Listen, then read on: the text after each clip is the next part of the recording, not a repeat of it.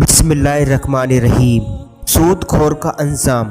बहुत ज़माने पहले की बात है, जब हिंदुस्तान पाकिस्तान एक ही था। पंजाब के एक पुराने गांव में अशरफ दादा का घराना आबाद था। अशरफ दादा उस खानदान के बुजुर्ग थे और देखा जाए तो पड़ोस के सभी घरों में वह सबसे ज़्यादा बुजुर्ग थे। हर कोई उनकी बहुत इज्जत करता था। अशरफ दादा को उनके पोते और पोतियों देखा देखी मोहल्ले के सभी बच्चे उन्हें अशरफ दादा के नाम से पुकारते थे। जहाँ पर उनका घर था उसके आसपास में तकरीबन 20 से 25 मकान थे। उनके सामने खेत, उन खेतों के पास में 3-4 पेड़ थे। क्योंकि यह पेड़ आसपास में ही थे, इसलिए उनका साया बहुत घना और सुकून भरा था। बस सुबह होते ही अशरफ दादा उन्हीं पेड़ों के नीचे चारपाई बिछा लिया करते थे और दिन भर उसी चारपाई पर बैठकर हुक्का पीते रहते। दोपहर के वक्त उनकी बहुएं वहीं पर उनके लिए खाना ले आती। मगरिब की नमाज के बाद उनके पोते घर की तरफ ले जाते। दादा के 4 बेटे थे। 2 की शादी उनकी बेगम ने अपने हाथों से की थी। फिर उनकी नेक बेगम का इंतकाल हो गया और बाकी दोनों बेटों की शादियां उनके दोनों बहुओं ने देखभाल कर करवाई थी। अलबत्ता अशरफ दादा की कोई बेटी नहीं थी, लिहाजा उनके बहुएं उनका सारा काम करती थी और अशरफ दादा सारा दिन घर से दूर पेड़ के नीचे बैठे रहते। आते जाते अशरफ दादा को लोग सलाम करते, उनका हाल चाल पूछते और फिर चले जाते। लेकिन अशरफ दादा के इस कदर शोहरत की वजह से उनकी बुजुर्गी नहीं थी, बल्कि उनका कारोबार था जो कि सालों से चलता आ रहा था। अशरफ दादा गांव वालों का चलता फिरता बैंक थे।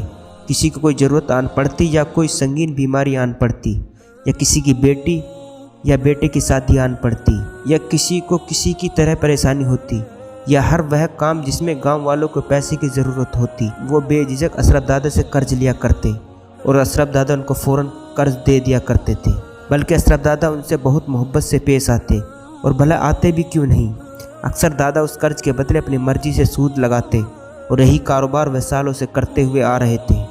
उनकी खटिया पर रखे तकिए के नीचे उधार की रकम, खाते, सूद की तफसीलात का एक रजिस्टर रखा हुआ था, जिसे वे एक पल के लिए भी खुद से अलग नहीं होने देते। अगर कभी बारिश होने लगती तो अपने पोतियों को इस कदर शोर मचाकर बुलाते जैसे कोई तूफान आ गया। होमगर इस शोर शराबे का बस इतना ही मकसद होता कि उनका रजिस्टर गीला न हो जाए। दादा अपनी रकम सूद समेत वापस लेने में खूब होशियार थे।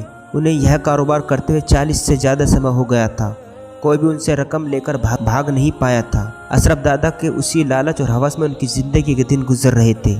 एक दिन गांव के स्कूल के मास्टर का अशरफ दादा के सामने से गुजर हुआ। ब्लूटूथ सलाम उन्हें रोककर सलाम दुआ करने लगा। दादा ने उनको बुलाकर कुर्सी पर बैठने को कहा और साथ में उनकी तरफ हुक्का भी कर दिया। मास्टर साहब बोले, मैं जुम्मे की नमाज़ पढ़कर आ रहा था, सोचा कि आपसे भी मुलाकात कर लूँ। आप तो कभी गलती से भी मस्जिद का रुख नहीं किया दादा साहब। यह सुनकर भोले मास्टर साहब, मुझे काम से फुर्सत नहीं मिलती। कभी किसी की रकम देनी होती है, कभी किसी को रकम लेनी होती है, कभी किसी का हिसाब लिखना पड़ता है। नमाज के लिए मेरे पास वक्त ही कहाँ है। यह सुनकर तो जैसे मास्टर साहब आग ही लग गई। कहने लगा, दादा सूद खाना हराम है। अगर आप बिना सूद के लोगों की मदद करना चाहें, उधार ही सही और मुद्दत पर वापस लेने, तो आपको सवाब भी मिलेगा और लोगों की मदद भी हो जाएगी। लेकिन दादा को कहीं नेकी की बात सुननी थी। दादा बोले, मियाँ कहाँ पर हराम है? किसी को अगर वक्त पर उसकी रकम मुहैया करते हैं तो इसमें क्या हराम है? वैसे भी आजकल कौन किसी को उधार रकम देता है। लेकिन मैं कभी किसी का इनकार नहीं करता। अगर मैं आपके बदले में कुछ पैसे वसूल करता हूँ तो वह मेरी मेहनत है ना। कि हराम दादा को आज तक कभी कोई अल्लाह का खौफ याद नहीं दिला सका, तो भला मास्टर जी कहाँ चलनी थी। मास्टर जी कुछ देर गुस्से में दादा के पास बैठे रहे। फिर कुछ देर बाद दादा से रुखसत चाही। अगली रोज़ उनकी बड़ी बहू उनके लिए खाना लेकर आई। कहने लगी, अब्बा जी आज गांव के मास्टर जी की बीवी आई हुई थी, आपके लिए कुछ पैगाम देकर गई है। दादा ने झट से पूछा, क्या कहती है वो? तो बहू ने बताया कि वह कह रही थी कि सूद लेना गुनाह है। अगर दादा हमें बगैर सूद के कुछ रकम उधार दे दें, ईद के बाद मेरी 2 बेटियों की शादी है, अगर ईद के बाद मैं वह रकम लौटा दूंगी। दादों को यह सुनकर बहुत गुस्सा आया और बड़बड़ाने लगे, हमारे पास कोई मुफ्त के पैसे नहीं, जो जिसे चाहे दे दे। कल मास्टर साहब भी आए थे मेरे पास, उनसे कहो कि जो तरीका है उसी तरीके से मैं उधार की रकम दूंगा। यह साबान का आखिरी दिन है और फिर रमज़ान का महीना शुरू हो गया। अशरफ दादा रोज़े भी नहीं रखते, अलबत्ता इफ्तारी करने में उनका कोई जवाब नहीं था। लेकिन अभी 15 रोज़ ही गुजरे थे कि दादा के गुर्दों में तकलीफ़ शुरू हो गई, जिसकी वजह से वह काफ़ी तकलीफ़ में चले गए। उन्हें सारी रात तकलीफ़ के मारे गुजर जाती। चारों बेटे बाप की बीमारी से बेहद परेशान थे। आखिर वो घर के बड़े बुजुर्ग थे, उनकी जरे सी आवाज़ से घर के सारे लोग कतार में खड़े हो जाते थे, लेकिन दादा तो रोज़ रोज़ कमज़ोर होते जा रहे थे। कमर बिल्कुल चारपाई से लग गई। दादा की चारपाई अब दिन रात घर में लगने लगा और दादा भी उसी चारपाई पड़े रहते। अब तो उनमें बैठने की भी ताकत नहीं रही। एक दिन दादा सुबह से ही किसी संगीन सोच में घूमते। शाम को जब चारों बेटे घर लौटे तो उन्होंने अपने पास बुला लिया और उन्हें कुछ देर समझाते रहे। फिर उनके बेटे ने उनकी चारपाई पर उन्हें उठाकर बैठा दिया और जहाँ चारपाई रखी थी उसके चारों पाए के नीचे मिट्टी खोदने लगे। कच्चा फर्श था इसलिए वे हाथों से मिट्टी खोद देते रहे। कुछ देर के बाद कमरे में 4 गड्ढे खोद दिए और चारों पाइयों के नीचे कम से कम 3 फुट गड्ढा कर दिए। उसमें से 4 पोटलियाँ निकाली। जब उन बेटों ने उन्हें खोली तो उसमें सोने चांदी के बेशुमार सिक्के निकले। बेटों की आंखें लालच से चमकने लगी। वे जल्दी से सारा माल कमरे में हिफाजत से रख आए। अब तो यह रोज़ का मामूल बन गया। बाप रोजाना घर के किसी कोने की निशानदेही करता और बेटे उस जगह पर खोज के दबा हुआ खजाना निकाल लेते। इसी तरह ईद भी आ गई। वह उनकी ज़िंदगी की सबसे हसीन ईद थी। चारों बेटी की तो ज़िंदगी चमक गई थी, लेकिन ईद के 2-4 दिन के बाद अचानक दादा की तबीयत ज़्यादा खराब हो गई और अब तो उनसे बोला भी नहीं जा रहा था। उनकी जैसी आंखों में ही जान अटकी गई। बेटे से कुछ कहना चाहते थे लेकिन कुछ नहीं कह पा रहे थे। बेटे बाप का इशारा समझ रहे थे, इसलिए बाप की चारपाई समेत उठाकर घर में घुमा रहे थे। बाप कब किसी कोने का इशारा करते हुए उसी जगह खोदकर वहां से दबा हुआ खजाना निकाल सके। जैसे वे गुसलखाने की तरफ से गुजरे, दादा को तो जैसे मौत के फरिश्ते नजर आने लगे। वो उनकी आंखें जैसे बाहर की तरफ निकलने शुरू हो गई।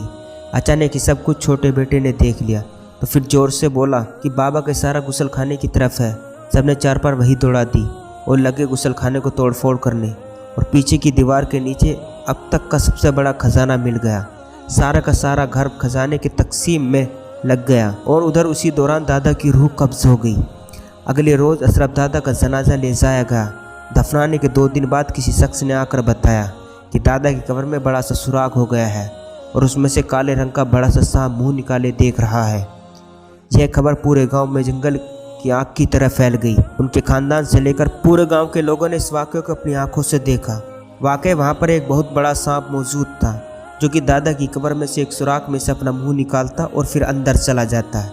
यह सांप अल्लाह का अज़ाब था अशरफ दादा के लिए, जो कि उन्हें सारी ज़िंदगी सूदखोरों की वजह से मिला था।